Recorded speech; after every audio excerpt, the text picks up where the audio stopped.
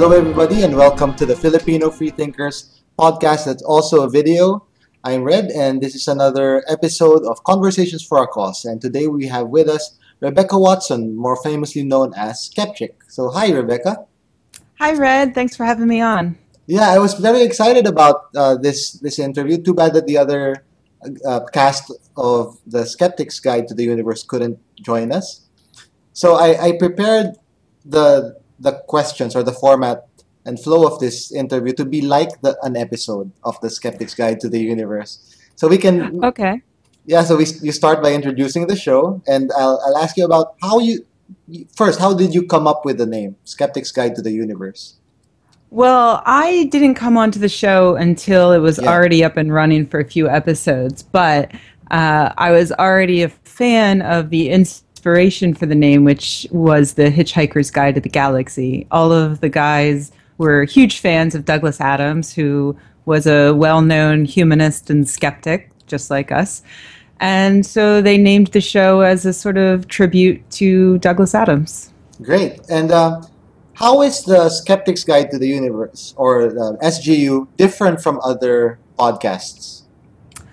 Well, if you look on iTunes, we're usually ranked in the top 10 or so of the science podcasts, but usually we're the only one that's independently produced. So a lot of others are run by large corporations or magazines that already have an established audience, or even radio shows that have been on the radio for a long time here in the United States, like Radio Lab or Science Friday. So one thing that sets us apart is the fact that we're completely independently produced. We have been doing it on our own for the past 8 years or so. Wow. And the other thing I think that sets us apart is the fact that we're all friends, and a big part of the show is just us having fun and talking about science and skepticism in a fun, conversational way. So you usually start the show by, like, one of the first segments of the show is This Day in History, right? Yes. And so let's talk about the history of well, I was going to ask all of you this, but how did you get into skepticism?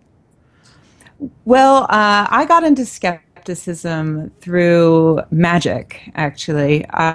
I was a magician in college. That's how I worked my way through college.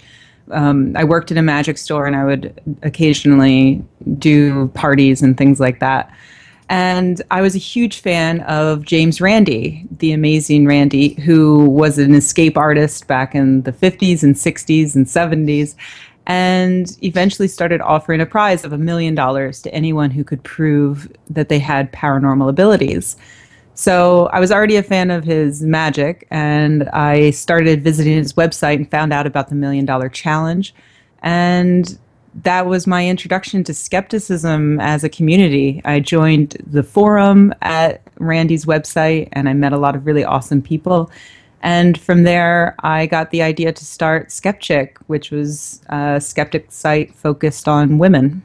So there really is something about being a magician and getting into skepticism. Like, they were, in fact, the last couple of people that I interviewed was James Randi and DJ Grothy. So you have similar stories in that, you got into magic and then you got into skepticism. And so you're skeptics, and you're, of course, very more like guided by reason and logic when you decide on truth claims. But have you been wrong about something? Like, have you applied skepticism to your own beliefs and found out, hey, I'm wrong? No, I've never been wrong. I'm wrong all the time. One of the great things about doing SGU is that our listeners are so smart that every week they write in with something we got wrong on the previous episode. Because no matter what we talk about, there's always going to be someone in the audience who is an expert in that field and can help us be more exact, or sometimes they can help fix things that we get completely wrong. But yeah, I mean, even after I became a magician, I had been working as a magician for about a year or so, and I was in college, and I got news, really horrible news, that a boy that I used to babysit for had been killed in a drunk driving accident. A drunk driver had hit his school bus. And I was devastated by the news. And I remember shortly after hearing the news, I was flipping through the channels late at night and I stumbled across John Edward Mm. talking to the dead. And I remember saying to my boyfriend at the time, who was also a magician, you know, I saw this guy and he was talking to the dead, and I feel like maybe I'm not an atheist anymore. Like maybe there really is something out there. It was really convincing. And my boyfriend looked at me and said, "What is wrong with you? This is exactly the sort of magic trick that you do every day. It's cold reading." And I realized that I was just particularly susceptible to that message at the time because it was something that I desperately wanted to believe. So yeah, I've been wrong about stuff for the same reason why everyone's wrong about stuff, because you want the wrong thing to be right. I've been wrong about stuff just because I was ignorant of the truth, which is, that's what happens every week on on SGU when we find out new subtleties about scientific experiments or all sorts of things that people write in about. And I think that that's what's so great about being a skeptic is figuring out where you're wrong. Everybody's got some weird belief, and I actually have a lot of fun rooting out those weird beliefs and the things that I'm thinking that might be wrong-headed. And whenever I have a new revelation, it's like I don't know, it's like crack. I get really excited. It feels really good to readjust my viewpoint accordingly with the facts. That's great. That's definitely a wonderful attitude to have. Like the people in your circles, of course, they're also mostly skeptics. Could you say that there's a blind spot that's common to many of your friends? Like they're very skeptical about one area of their life, but when it comes to some areas, they're not as skeptical. Like is it? Of course, it's different for everyone, but are there very common blind spots for the skeptics in your community, at least? Well, it's yes. I mean, that definitely happens. I'm trying to think because, I mean, one of the biggest things that I've been on about the past few years is that I came to the realization that a lot of skeptics have a blind spot when it comes to sexism and treatment of women in our community and in the world at large. And I feel that a lot of skeptics believe that sexism is in the world of religion and that it's the religious people holding women down that we have to worry about and not the day-to-day inequalities that we all contribute to that we need to think critically about. I think that's changing though on a massive scale. I see more and more people starting to apply skepticism to ideas of social justice. Great. And so that includes treatment of women and also treatment of minorities, reaching out to non English speaking skeptics and realizing that, just because a group of people don't speak English and come from a culture that we're not familiar with, it doesn't mean that they're a bunch of idiots and can't think critically about things. So I'm seeing a lot more of that, a lot more reaching out to people in order to expand the umbrella of critical thinking, and I think it's great. It is. So yeah, I'm trying to think of what else. You know, it seems like everybody has weird beliefs. I don't know, but I think that those are the biggest ones, the social justice blind spots. We'll get to those issues when we discuss particularly the Skepchick network later on. But let's get on with the SGU format. So you have another segment. It's called "Who's That Noisy," where you play some like somebody, and it's usually someone that you don't agree with, right? So and Sometimes, yeah, yeah, sometimes it's someone you don't agree with, and you've yeah. had like hundreds of episodes, right? Oh And yeah. do you have a particular pseudoscientific pet peeve? Like whenever it comes up, I mean, it just like pushes your buttons a certain way and you don't like it, like pseudoscience. I I think 9/11 truthers, conspiracy theorists really annoy me to the point where I just don't even want to talk about it anymore. And it makes me angry to talk about. And these are the people who believe that that terrorists didn't really fly planes into the Twin Towers on September 11th, that it was orchestrated by Bush, that they blew up the towers with explosives.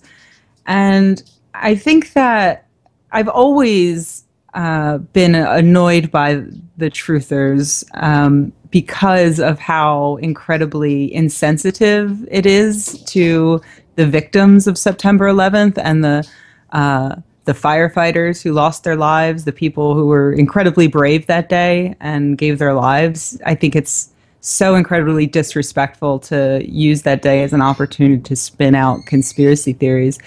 But now, these days, it annoys me on a whole new level because it's been so long.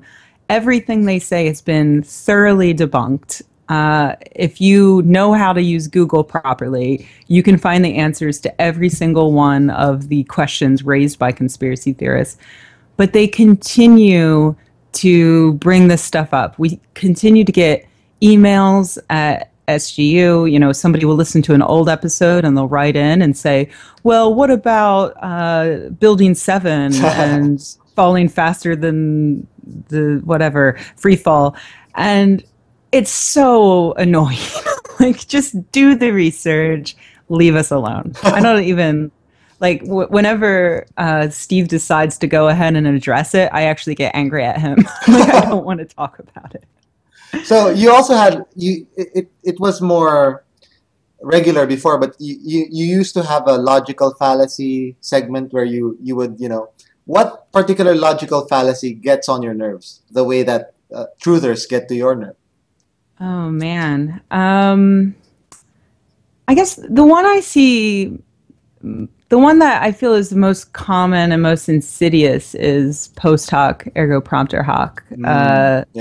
So the idea that if A happened before B, A must have caused B, and it's the root of so many dangerous pseudosciences, surprisingly bad pseudosciences like vaccine denial, which is a huge issue for me and for the rest of the SGU and for a lot of people on Skepchick. We focus on it because it's an area where we can really make a difference, changing people's minds and possibly saving lives by educating the general public about vaccines. And so much of vaccine fear comes from this idea that, autism symptoms tend to develop around the same time that vaccines are given. And it's fallacious thinking, but it's very difficult to convince people otherwise because when you add emotion to the issue, and there's so much emotion around vaccine, you're talking about, their children, people get really passionate about it and they fail to see what's right in front of them. This idea that just because these two things happen at the same time does not mean that they're necessarily related. And we have seen the effects of, the anti-vaxxers. In the news, we've seen like things like measles outbreaks like that happening. And yeah, I particularly agree with you on that post hoc Yeah. fallacy. Speaking about misconceptions, like what's the most common misconception that you get when it comes to skepticism in general? Like, people think skepticism is supposed to be this way, but it actually is not in practice. So what do you think? I think that the most common misconception I see these days is the idea that skepticism is just about Bigfoot and ghosts and not about anything that has real impact on people's day-to-day lives. And that couldn't be further from the truth. I love Bigfoot and ghosts and talk about them at every opportunity because they're fun topics and they can get people interested in critical thinking.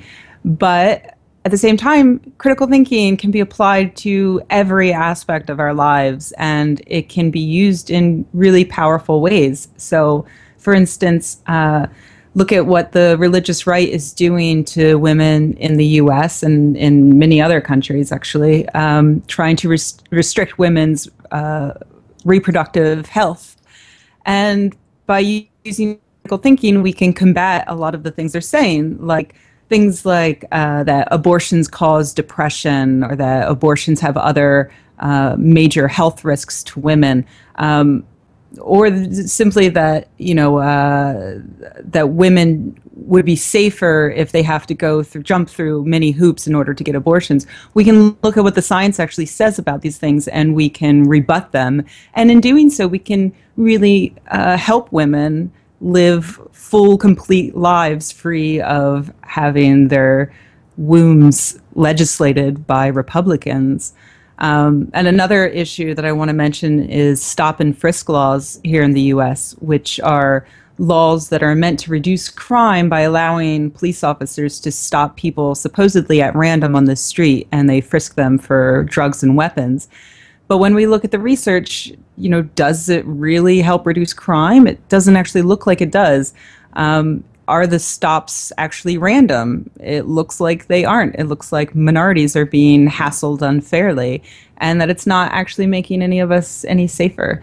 So I love to see critical thinking applied to things like that. And whenever that is done by skeptics, I think we do a great service to skepticism as a whole, because it shows people that we're about more than just the fun, silly topics. It's like when people think that science is reserved for people in the laboratory, and that you can't apply the scientific method to other things in your life, and there's a compartmentalization in your brain of what science should be applied to and what it can't be applied to.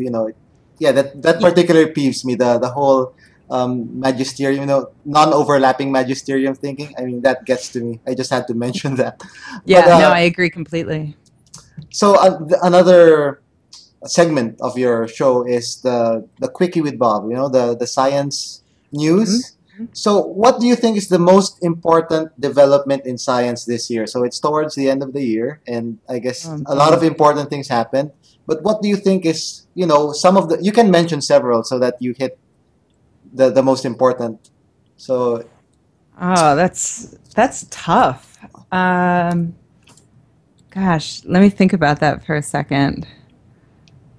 Last night, we were just talking about the discovery of geysers on Europa, which is amazing. The continuing discovery of Earth-like planets, and particularly places where water exists outside of Earth, is, I think, huge, absolutely huge.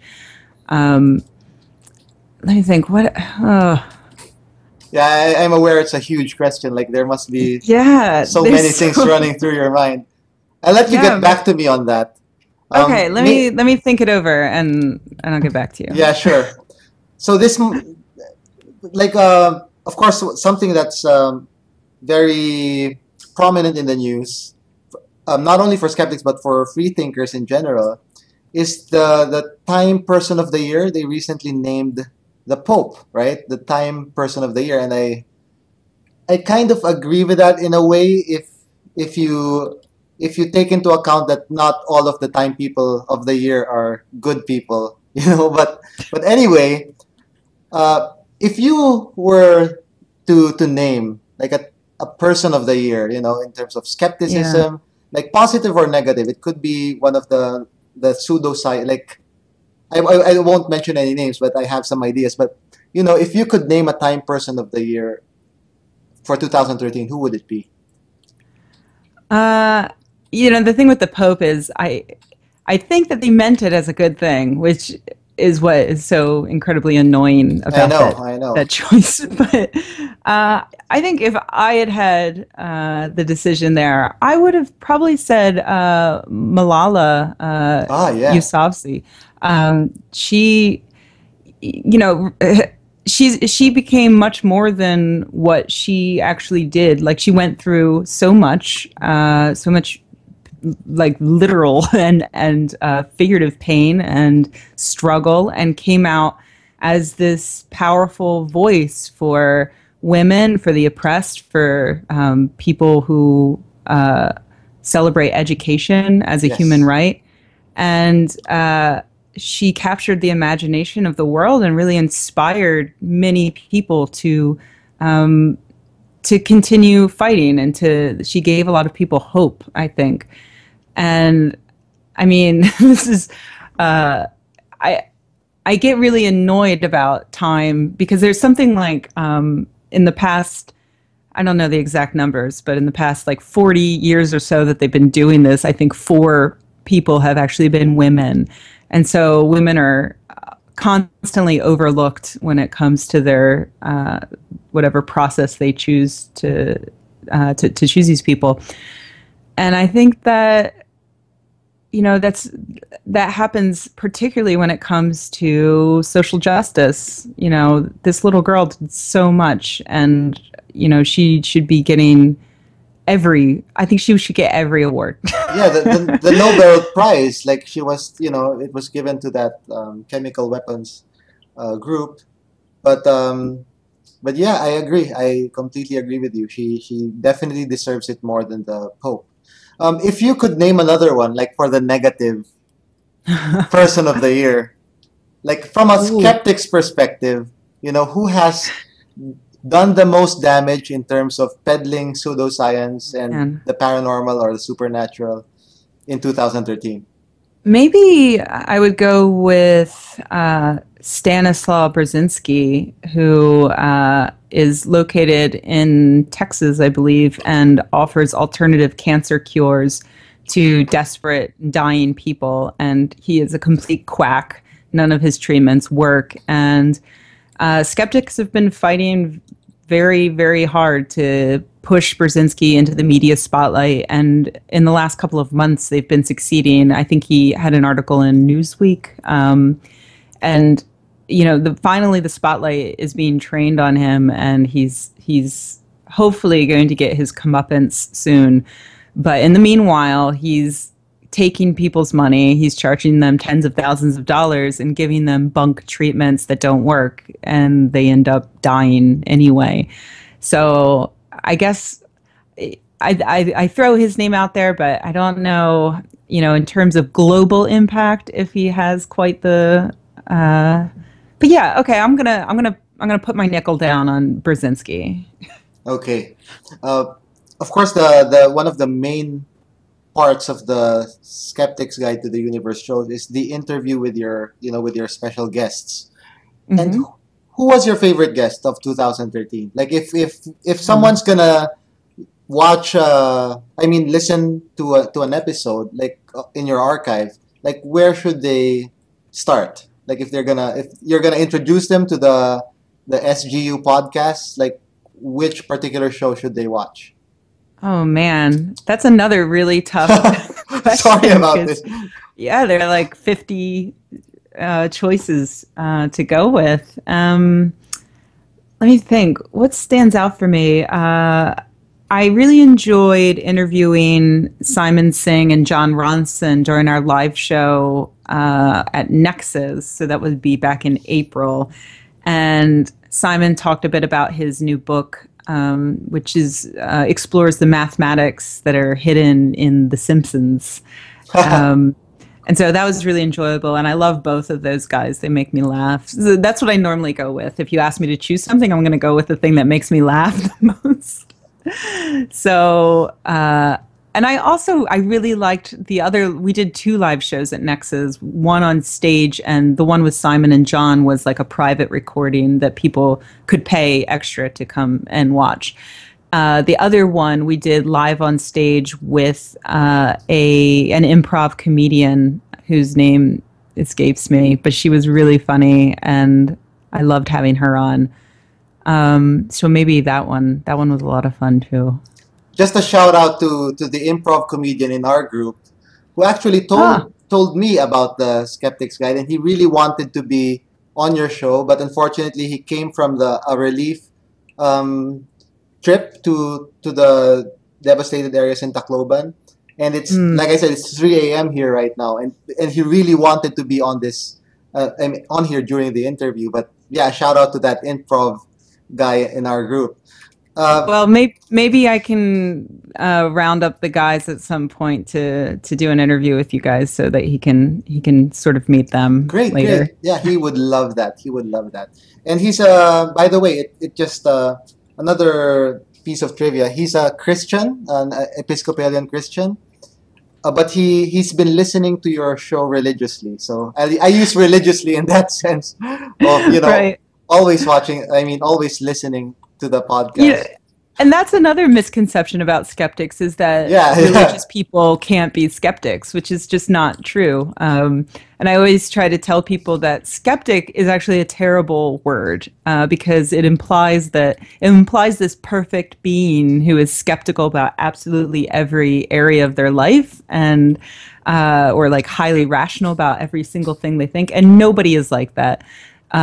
The best we can do is just try to be as skeptical as possible about the various things in our life. And there are plenty of people who are skeptical of religion, but who come out of their skepticism thinking this is the right choice. So, I more think power to them, I guess. we share that. I mean, the our free thinkers group and the skeptics groups share that in that they don't really require people to have a set conclusion on anything. Like they could, as long as they try their hardest and use their reason and evidence to the best of their abilities, then yeah, it's more about the process than the conclusion. Exactly. Yeah, it's about the questions, not the answers. Yes. So if you could have someone on your show that you haven't yet, like who would you love to talk to? Oh, the first name that pops into mind is Mary Roach. I've been a huge fan of her books for so long. She wrote Bonk, Spook, Yeah. several other, Packing for Mars. I love her writing. I think she's hilarious and she makes science and skepticism very accessible. But we've just never been able to get a hold of her. She's always, we've invited her to conferences and she's never been able to make it. So I don't know. I'm hopeful that one day we'll get a hold of her because I'm pretty sure she's the best person ever and I want her to be my friend. Maybe in 2014. Yeah. Maybe. Science or fiction? So what is your favorite recent science fiction movie or book? Ooh, it's another tough question. Let me think. Well, I just finished. So I realized at the end of last year, at the end of 2012, I read or maybe it was at the beginning of 2013, but I read a survey of Americans on how many books they read in 2012. And I clicked the article thinking like, oh, this is going to be embarrassing. But then the average number was something like 7. And I thought to myself, did I read 7 whole books in 2012? I Seven realized is I a spent, lot. yeah, Yeah. I think it For is an average, considering like, yeah. yeah. And I spend a lot of my time online or gaming or doing other things. And I had sort of stopped reading. And so I decided that I would, for 2013, I would stop reading nonfiction because that seemed like all I would ever read for my work, is science books. So I devoted myself to reading nothing but fiction, and I concentrated on science fiction and fantasy that, like, generally classics that I had missed over the years. Um, so I think one of my favorites that I read was The Left Hand of Darkness by Ursula K. Le Yeah, Guin. a classic. Yeah, yeah, blew my mind. I loved it. I thought like the writing was rich and inventive, and also the universe she created was really interesting. She made a world where the species can swap genders, Yeah, yeah, that's pretty and interesting. yeah, and she just explores like, well, what does that mean for a culture, and where do you go from there? So I really loved that. I also really loved John Scalzi's book, Old Man's War. I've been following Scalzi on Twitter for a long time now, and I was like, I guess I should probably finally read his books. And they did not disappoint. Or at least Old Man's War did not disappoint. I haven't made it to another one yet, but I highly recommend that. And also, I'll mention one other that I really liked. Margaret Atwood's book, The Ah, Blind Assassin, which I've read Atwood before in the past, and I really loved her. But I saw The Blind Assassin for like 50 cents on a used bookstore shelf and grabbed it. And it was so good. It was actually a story within a story within a story, and just masterfully written. Highly recommended. So. this next question is kind of related to that sci-fi books because there was a recent meme on social media. I'm not sure if it also happened in the US, but in the Philippines, there's a 10 books that have stayed with you kind of meme. Yeah. And did it also happen in the US that ten books Yeah. that, I see, that's interesting. So one of the last few things that you do on the show is you quote, right? You do the quotes. So Yeah. so which skeptical books have stayed with you? Can you name three that have stayed with you? Oh, yeah, I bet I can do that. Let's see. Well, the first one would probably have to be Demon Haunted World. I would say that. Yeah, I I mean, it's a wanted to bit remove that from obvious. the choices because everyone would probably You're say right. that. It's too obvious. It's the It's too Bible obvious. of Okay. skepticism almost. All right. I'll go with um, John Ronson's book, Them, Adventures with Extremists.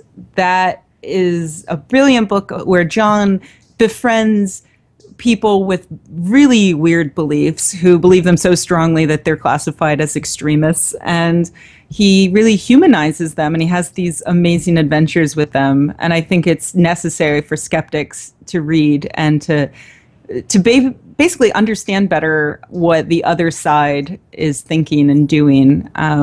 So really enjoyed that. Let's see. I'll go with Trick or Treatment, Simon Singh and Edzard Ernst book on alternative medicine. If there is anyone in your life who believes in alternative medicine and you want them to be more skeptical, buy them that book. It's written for a person who already believes in alt med, and it's very like a very gentle introduction to skepticism and science. And let me think, one more. Oh, there's so many. I guess I'm gonna go with. I give a shout out to another good friend of mine, Richard Wiseman. His book Paranormality is really fantastic and entertaining. And again, probably a very good choice for somebody who doesn't really know much about scientific skepticism. It's a good introduction for them because it's highly entertaining and an easy intro.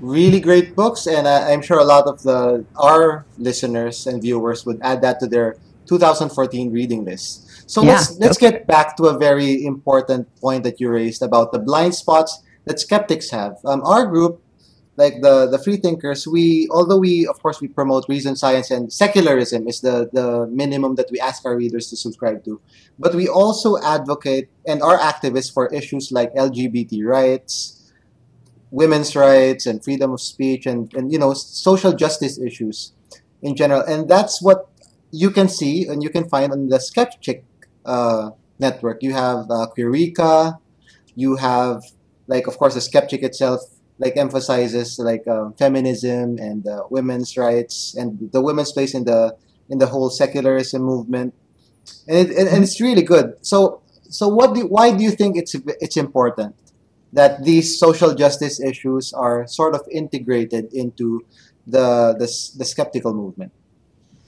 Well, for a long time, skepticism and critical thinking as a community or as a movement was dominated by English speaking straight white men, by and large. Obviously there are women and people of color and LGBT people who did play important roles in our history, but at the same time the face of skepticism tended to be this one face. And I think that the reason for that, and this is something that Sikivu Hutchinson talks about a lot in books like Moral Combat and others, people who are marginalized in our society have bigger problems than things like Bigfoot and aliens.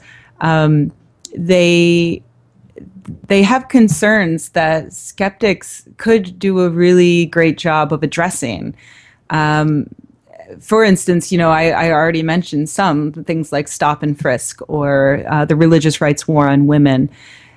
These are the things that many women and many minorities, many people in poverty, many disabled people care passionately about, and they don't have the time or energy to go to conferences and talk about Bigfoot because, even though they probably love to, that is honestly a lot of fun. um, but they can't because they are too busy worrying about economic inequality and stop and frisk and things like this. They're too busy fighting those things. And also, when it comes to the church, this is another thing that Sikivu and many others talk about quite passionately. The church has in the past, despite the fact that there's much to argue in the way of the church being a force of evil against women and other marginalized groups, at the same time, on a community level, the church does quite a bit of providing a social safety net for marginalized people, of providing charity or of just providing a place to gather and to safely meet people and connect. The church provides a lot of services for people, so it's difficult to ask those people to give up all of that and then replace that with nothing. There are, now skeptics and secularists and humanists who are attempting to fill those gaps, which is great. And I hope they continue to do that and to grow. And also at the same time, we have people who are reaching out and trying to address the issues that are actually important to these groups. And that's something that we try to do on Skepchick. We think, for instance, what are mothers concerned about? What are people with disabilities concerned about? So we talk about things like what it's like to be a disabled person who is preyed upon by somebody selling a quack remedy, or what is it like to be a mother of a child with autism? I think these are really important issues, and the more we do that, the more we expand our community and the stronger our community gets. The more of these subjects that we tackle, the better we all get at critical thinking and the better we get at reaching out to others. When I first put out a call for more writers on Skepchick, one of the things I looked for were mothers, because I'm not a mother, and because of that, I can't lecture parents on whether or not to vaccinate their children. It just doesn't sound the same coming from me as it does from a parent of a child. And I'm so glad that I did that, because I ended up getting Elise Sanders, who is the mother of two wonderful children, and she has become a fierce advocate for vaccines and a really powerful voice promoting vaccines and also researching the reasons why parents don't vaccinate their children in order to better speak to those parents to educate them.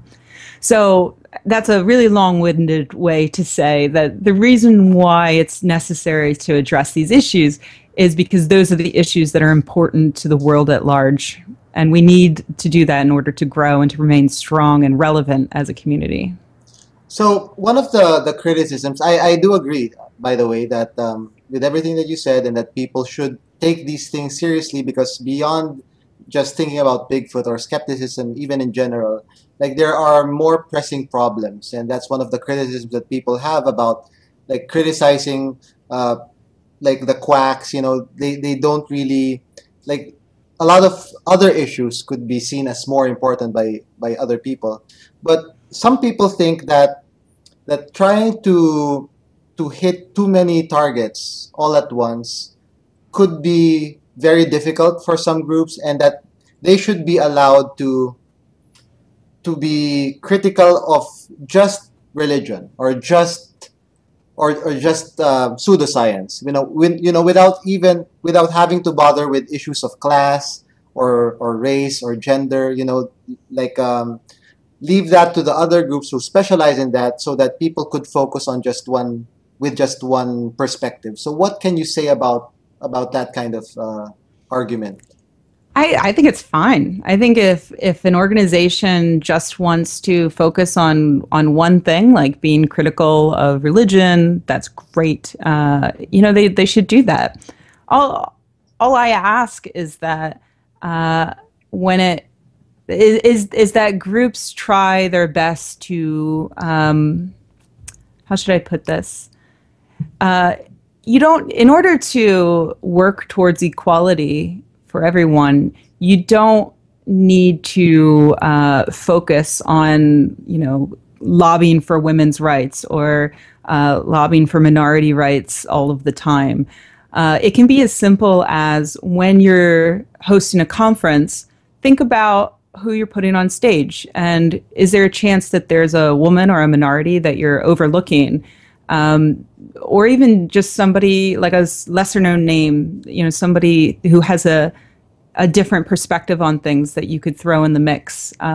Especially if you have like a panel. Panels are the greatest because you don't need one big name on stage to sell tickets. Panels you can stock with interesting, educated people. Are they all men? Is everybody on your stage a white male? Maybe think about throwing in a woman or two. Those are the sort of things that we request, and organizations are free to ignore those requests. And just as I'm free to stop going to those conferences and agreeing to speak. So, for instance, in my rider, when conferences ask me to come and speak, my writer insists that at least 35% of the people on stage need to be women, which I don't think is asking very much. That's not asking for a huge influx of your income to go towards women's rights. It's just asking for acknowledgement that these people are in your audience and would like to be involved more. And I think that's fair. But So as for like, I'm totally happy if somebody wants to start an organization just devoted to Bigfoot. I am so cool with that because I love Bigfoot. That's totally okay. so you have done this. You have raised awareness about these issues of inclusivity, especially when it comes to people of color or women or LGBT individuals. So how, like in all of those years, like since you started, or you were one of the first few people who raised these issues or raised awareness about these issues, has it gotten better since then? What? Oh, absolutely. Absolutely. Yeah, when I first started going to skeptic conferences, we were lucky to see 20% women in the audience and 0% on stage, maybe one woman on stage.